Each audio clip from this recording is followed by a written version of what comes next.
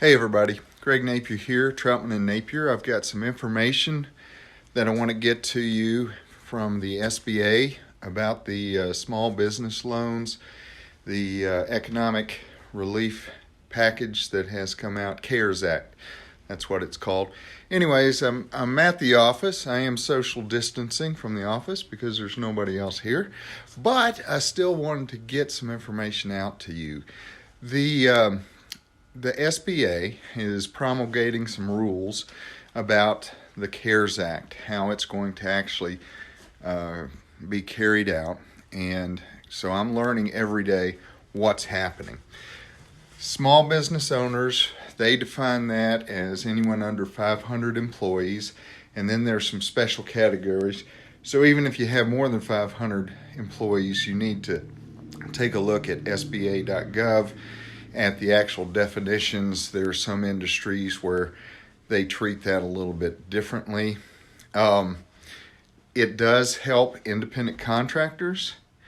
That you as an independent contractor can actually apply beginning April 10th for the payment protection loan.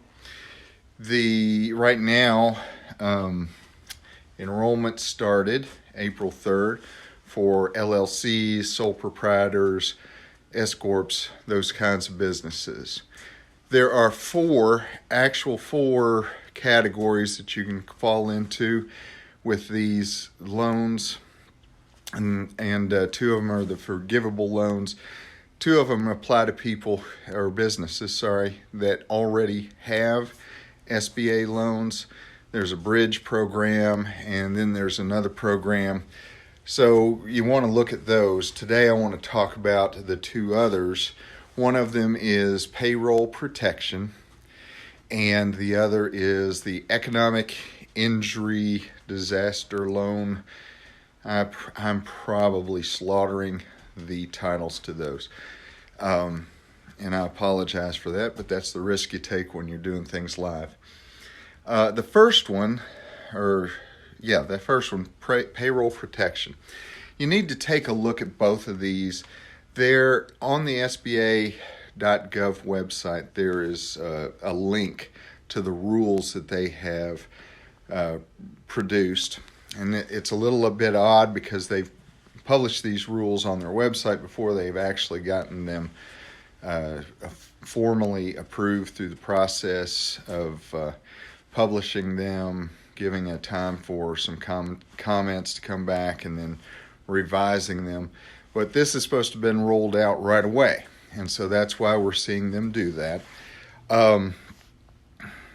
You can download that. It's it's probably 7 pages long. I read through it. There is a formula that you use to determine what your payroll expenses are for your company. Now, the way they're doing this is that you determine what your average monthly payroll expenses are, and it talks about what that includes, what is included in payroll, what is not. They do a cap on payroll for any employee making over $100,000 a year. They cap it at $100,000 a year. So anyways, you determine what your business's payroll is on an average basis. You multiply that times 2.5, and that gives you the maximum loan amount that you can get. Essentially, what's happening is that they are loaning the amount that could be forgiven under the CARES Act, which is roughly 8 weeks of salary or payroll, and not just salary, payroll. So that even applies if you're an independent contractor, if you're a sole proprietor, if you have an LLC, any of those kinds of things. If you only have one employee, if you're an LLC and you only have yourself as an employee, it applies there. So if your payroll is around, let's say around 65,000, then you're going to be able to borrow roughly 13.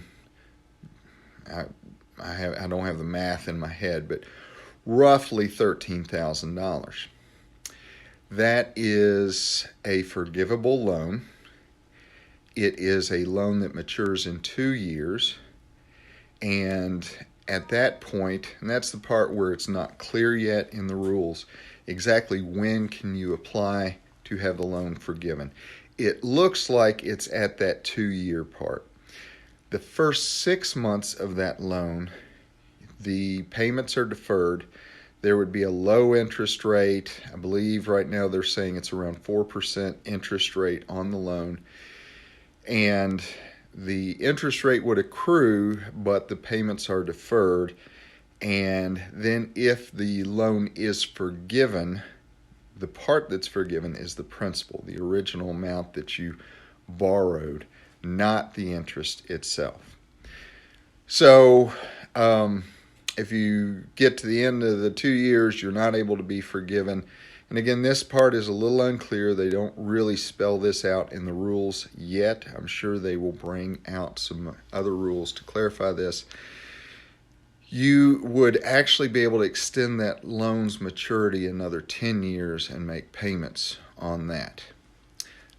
All this is changing. All of it's in flux. That's why I'm coming to you live to give you some updated information as of Tuesday morning at 9-something o'clock in the morning.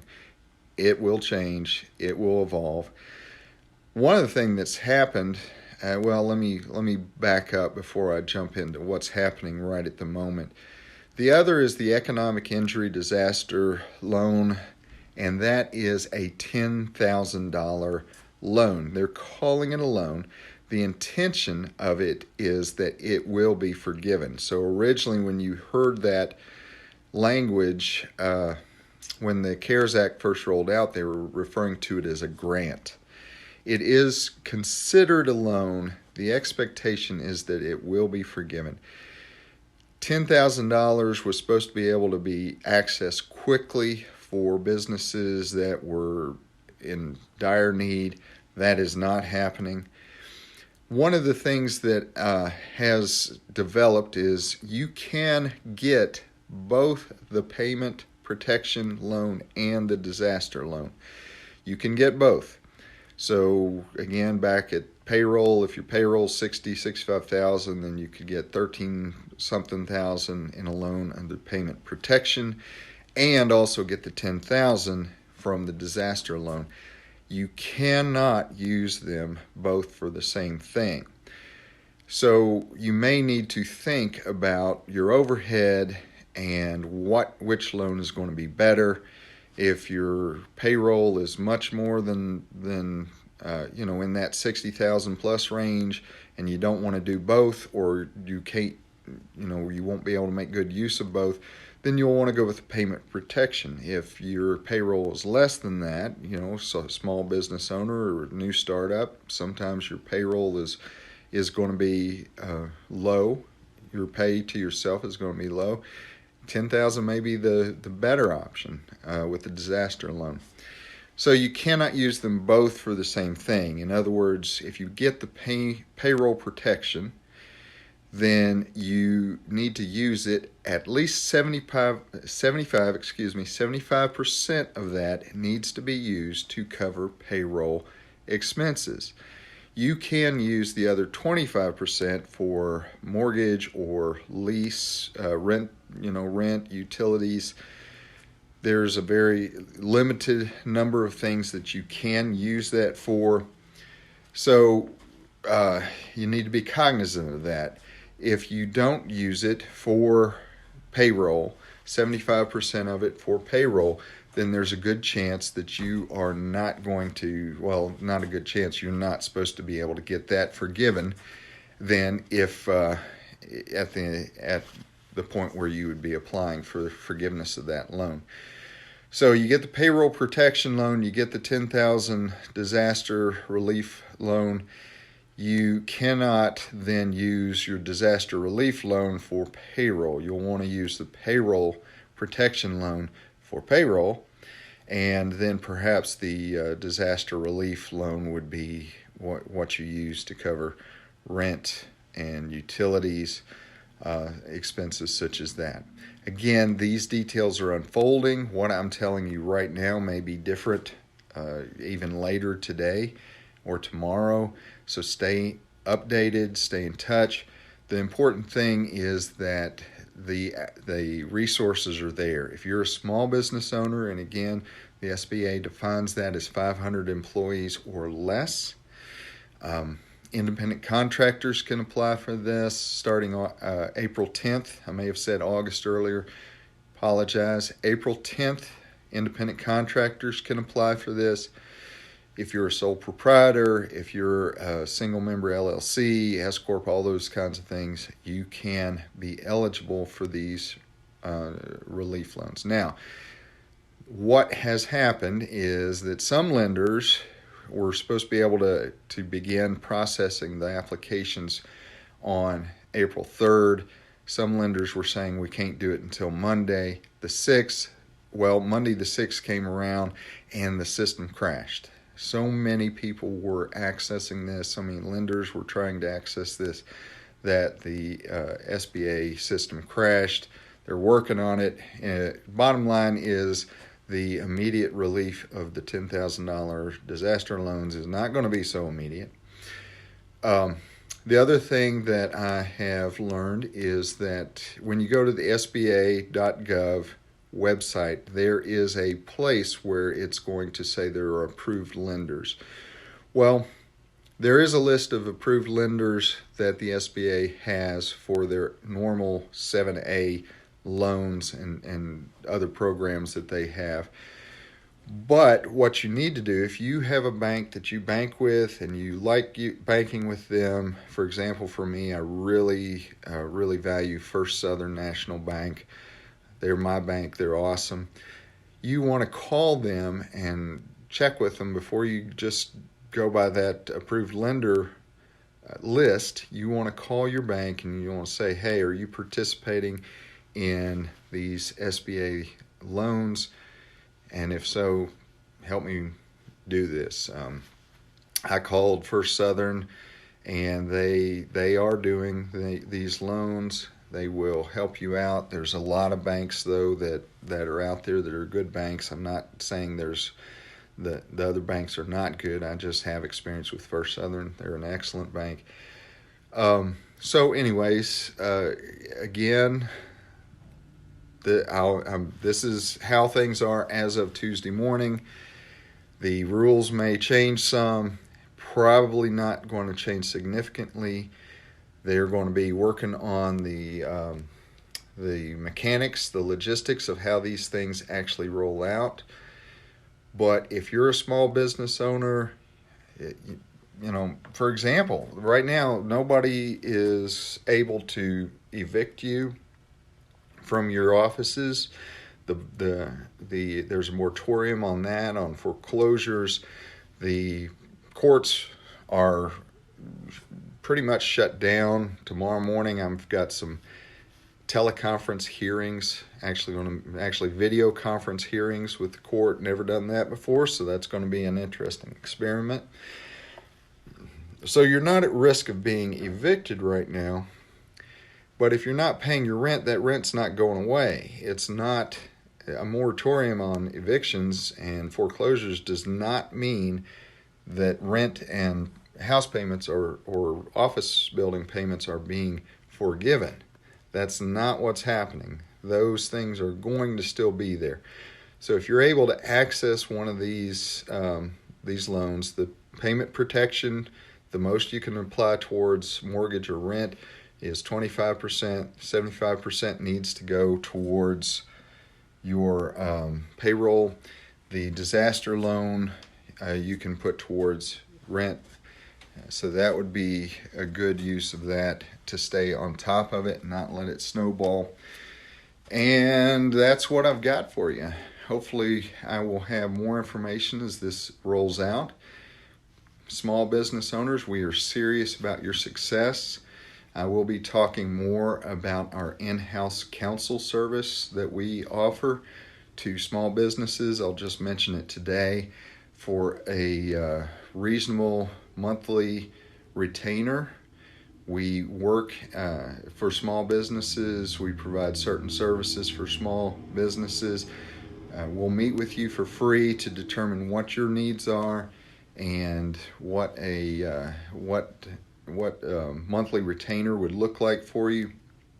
We are offering as an introductory rate a retainer for, depending on what you're looking at. I mean, I can't guarantee this is going to be the retainer for everybody because your needs may be quite a bit more. But for certain small businesses with some needs in terms of consultation, phone calls, that kind of thing, as low as $95 a month as an introductory offer. That's very affordable for businesses, and that's what we want to make it affordable. We want to make legal assistance accessible to small businesses, and so we're rolling that out as an introductory offer. You can find out there's no contract involved in terms of a long-term contract. It's cancelable. It's basically no risk. And I think what will happen is if you're a small business and you try this program out with us, every business needs legal counsel. Big businesses are able to hire lawyers to have right there in-house. That's why we're calling it in-house counsel. Small businesses are reluctant to invest in that for a good reason. It certainly can't afford an in-house counsel if you're a really small business, but are reluctant to invest in legal services because it can seem so costly. Well, and that's why we're breaking this down. We're going to make ourselves accessible to you. We're going to make it affordable to you, and you'll find out what kind of value we bring to your business. And I believe that you will then stay with us, so we're not locking you into a long-term contract with this. Anyways, I'll stay in touch. I'll let you know how things are unfolding, and have a safe time at home. Be productive, and I'm out.